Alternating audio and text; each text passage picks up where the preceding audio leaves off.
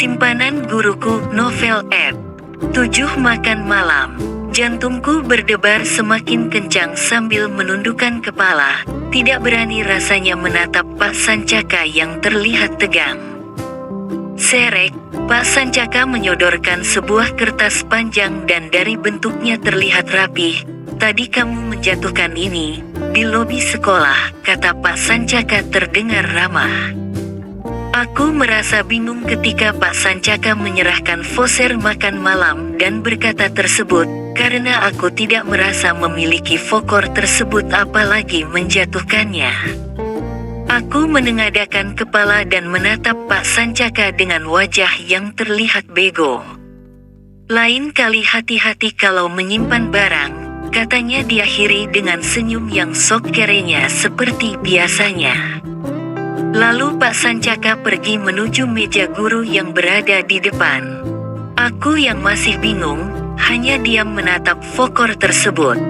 Sedangkan Pak Sancaka sudah memulai pelajaran terdengar dari suaranya yang samar-samar. Ku ambil voucher tersebut dan ketika dibalik, ternyata terdapat tulisan di belakangnya. Ini nomor HP-ku, Sancaka, ku harap kamu mau makan malam denganku. Kurang lebih seperti itu kata-kata di balik voucher tersebut dengan beberapa deret angka. Asteris. Selesai pelajaran biologi, waktunya istirahat. Hari ini aku merasa malas ke perpustakaan, apalagi harus bertemu dengan Pak Sancaka. Rasanya mendadak kurang serek dengan guru tersebut, setelah melihat ia mendekati Isti dan sok romantis pada cewek tersebut. Aku dan Ika memutuskan ke taman sekolah yang letaknya tidak jauh dari kelas kami, tepat berada di belakang kelas kami saja tamannya. Biasanya ketika jam istirahat banyak siswa yang berpacaran di tempat tersebut. Duduk di salah satu bangku panjang yang terbuat dari beberapa pipa besi dengan cat warna-warni dan terletak tidak jauh dari kolam ikan. Aku mulai menanyakan tentang si penyebar foto Pak Sancaka dengan Isti, karena banyak yang mencurigai kalau penyebarnya ialah Ika. Mungkin karena sebelumnya Ika sempat mengancam Isti ketika berada di WC bersamaku. Kak, aku masih tidak percaya loh kalau kamu penyebar foto tersebut, kataku yang langsung saja, tidak suka banyak basa-basi. Kulihat wajah Ika terlihat menegang tidak seperti biasanya, seperti ingin marah namun ia tahan. Sungguh itu bukan aku penyebarnya, katanya lalu kembali diam, tapi akan aku balas orang yang sudah memfitnahku, lanjut katanya yang terdengar serius. Emang kamu sudah tahu orangnya? Tanyaku yang penasaran. Ika hanya menggelengkan kepala, dengan tatapan lesu.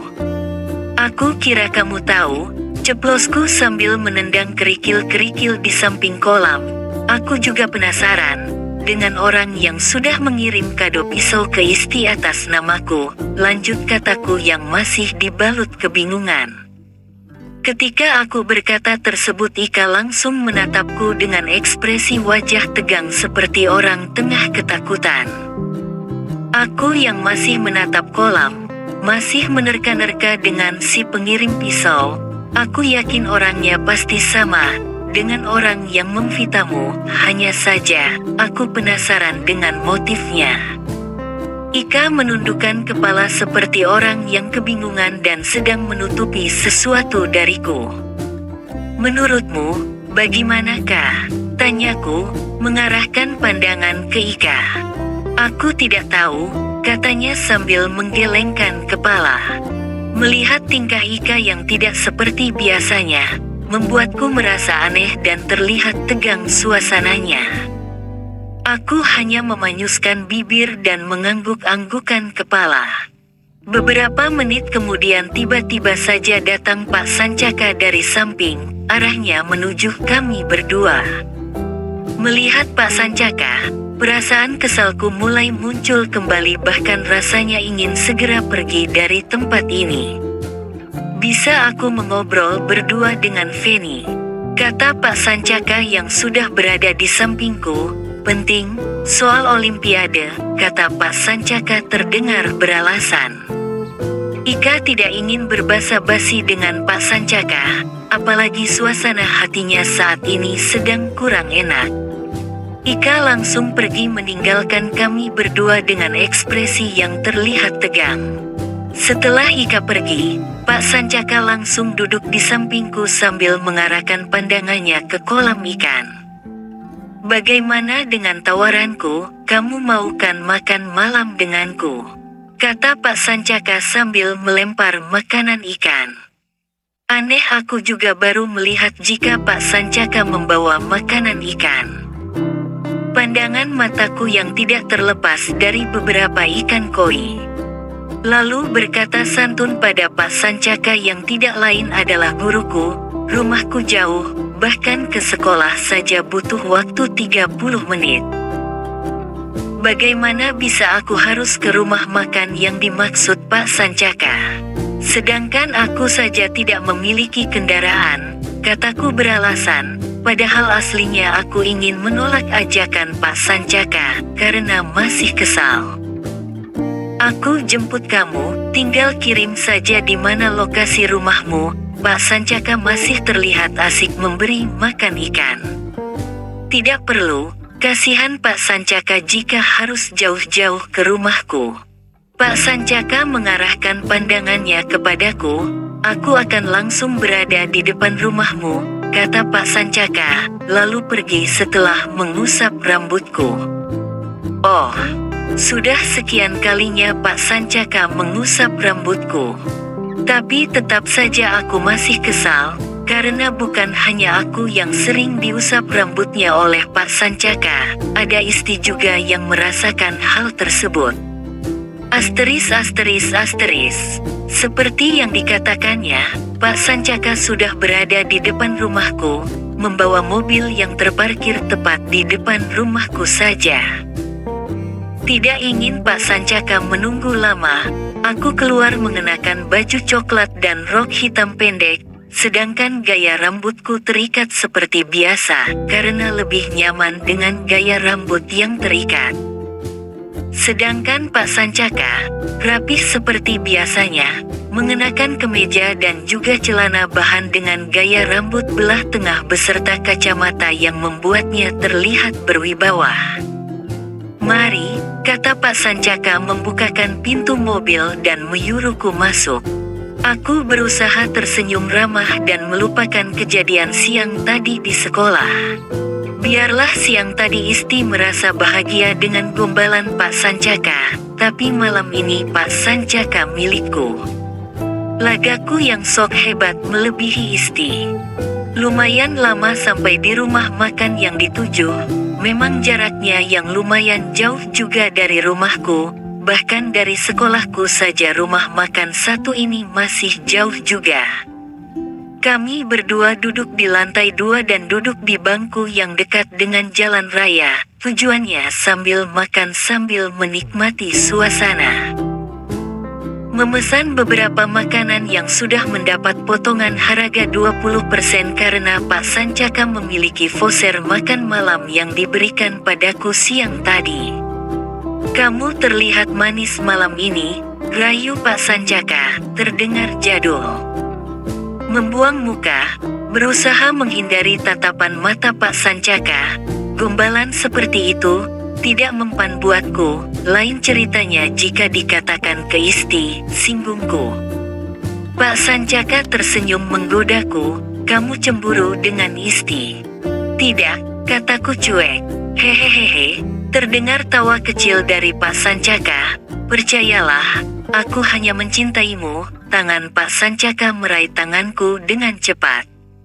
Mendengar kata-kata Pak Sancaka dengan genggaman tangan yang terasa lembut dan tatapan mata mengisyaratkan keseriusan, membuat aku terpesona dengannya. "Apaan sih Pak?" ketusku dengan cepat menarik tangan dan menatap Pak Sancaka tajam. Senyum Pak Sancaka masih terlihat sok manis, meski perilakuku padanya kurang mengenakan sedari tadi. Pelayan datang membawa 2 gelas minuman dan pelayan cowok di belakangnya membawa nampan dengan makanan yang kami pesan di atasnya. Meletakkannya di atas meja dengan pelan dan terlihat sopan. "Silakan dimakan, semoga suka dengan masakan kami," kata pelayan wanita dan langsung undur diri. Kami berdua langsung memakannya tanpa berkata-kata lagi, atau membahas hal-hal yang tidak penting. Apalagi hal-hal yang membuatku merasa tidak selera makan. Selesai makan malam, Pak Sancaka mengajakku ke sebuah perumahan, jaraknya tidak jauh dari sekolah. Emang sebelumnya Pak Sancaka sempat menawariku untuk tinggal di perumahan tersebut, rumah bekas peninggalan orang tuanya sewaktu masih hidup. Iya, Pak Sancaka merasa kasihan denganku yang jarak rumah ke sekolah lumayan jauh.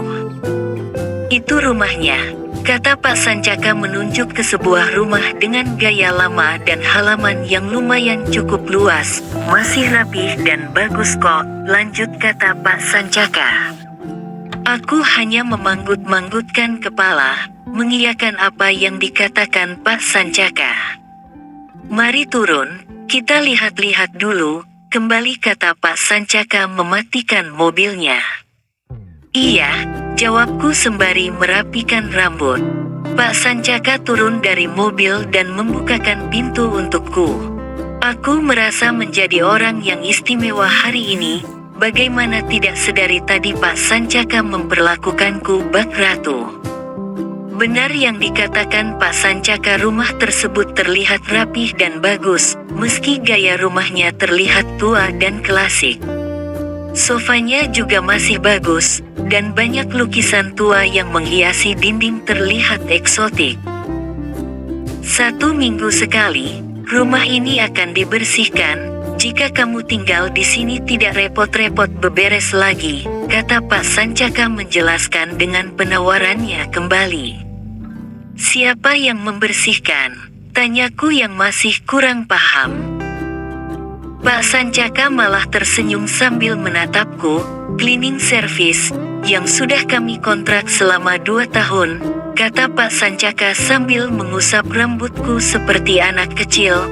Aku merasa malu dengan pertanyaan bodohku tersebut. "Mari ku perlihatkan kamar untukmu, jika mau tinggal di sini," ajak Pak Sancaka sambil menarik tanganku. Ketika pintu kamar dibuka, terlihat tatanan tempat yang menarik dan terasa nyaman untuk bersantai-santai. Bentuk ranjang seperti zaman dulu, terdapat kelambu tidur berwarna kecoklatan dengan cahaya lampu tidak membuat silau, benar-benar kamar yang nyaman. Pak Sancaka memegang kedua tanganku dan menatapku serius. "Bagaimana, kamu mau kan tinggal di sini?" kata Pak Sancaka kembali menawarkan. Aku hanya menganggukkan kepala sambil menatap Pak Sancaka yang seketika langsung tersenyum dan memelukku. Aku tidak bisa menghindari pelukannya dan berusaha membalas pelukan hangat Pak Sancaka. Bagaimana mau menghindari pelukan lelaki tampan dan wangi? Sungguh bodoh jika aku menyia-nyiakan hal tersebut. Pak Sancaka kembali menatapku dan mendaratkan bibirnya ke bibirku dan ku terima bibir Pak Sancaka yang memainkan lidahnya begitu lembut. Perlahan ia mengarahkan tubuhku ke ranjang dan mendudukanku di atas ranjang tersebut. Tanpa aku sadari aku sudah terlentang di atas ranjang dengan Pak Sancaka di atasnya, masih belum melepas bibirnya dari bibirku. Namun ketika tangan Pak Sancaka mulai menyentuh dadaku dan berusaha membuka kancing baju, aku menepis tangan Pak Sancaka dan mendorongnya. Kulihat Pak Sancaka menatap ke arahku tajam dengan wajah yang memerah. Aku hanya menundukkan kepala sambil menutupi dada dengan kedua tanganku. Bersambung.